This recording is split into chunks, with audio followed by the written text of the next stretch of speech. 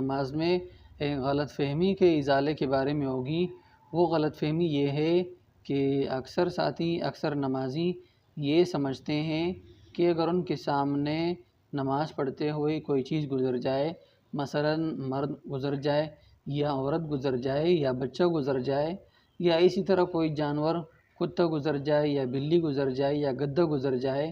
تو وہ یہ سمجھتے ہیں کہ ہماری نماز ٹوٹ گئی ہے، ہماری نماز ٹوٹ جاتی ہے، حالانکہ اس طرح نہیں ہے۔ حدیث شریف میں یہ فرمایا گیا ہے کہ اگر یہ چیزیں نمازی کے آگے سے گزر جاتی ہیں تو نماز ٹوٹ جاتی ہے،